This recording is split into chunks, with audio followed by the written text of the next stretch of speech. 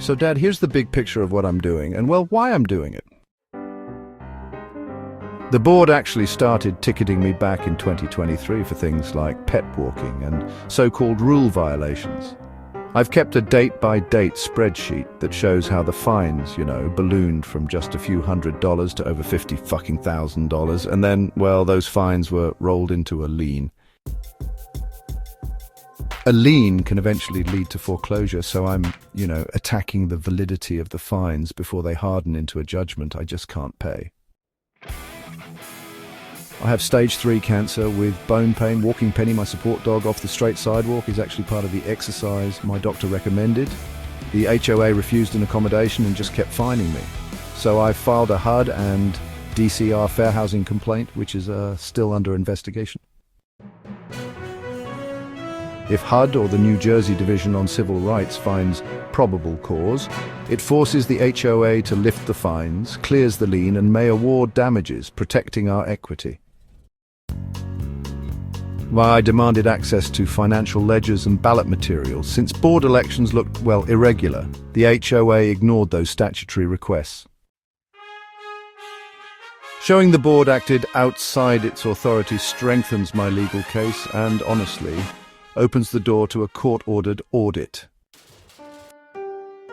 So I am drafting a verified complaint and an order to show cause in the Chancery Division.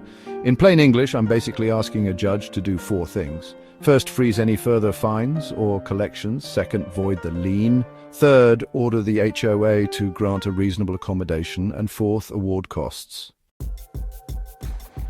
Filing now actually stops the HOA from accelerating assessments or foreclosing while the dispute is being judged on its merits.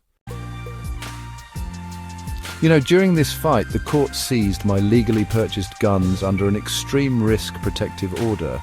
I've got an appeal pending, mainly because I honestly no longer feel physically able to defend myself if someone targets me for my anti-Trump signage. The gun matter is separate, but, winning the appeal returns my personal property and reduces the sense of vulnerability that's aggravated my health. Best case, the court or HUD forces the HOA to wipe the fines and lien. We owe nothing further. Worst case, if I lost completely and didn't pay, the lien could be enforced and you'd have to step in to protect the mortgage. Knowing the strategy lets you decide whether to support the litigation, help with legal fees, or, well, prepare contingency plans.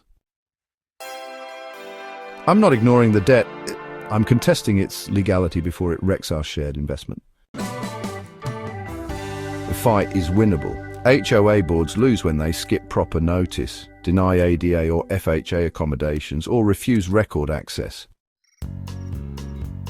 Your role, you may be contacted because you hold the mortgage. All you need to say is, the underlying debt is disputed in active litigation. Please direct questions to my son. I'll keep you posted as soon as the complaint is filed or if HUD issues a finding. That way you're never blindsided and we protect the equity in 111 Quail Road together.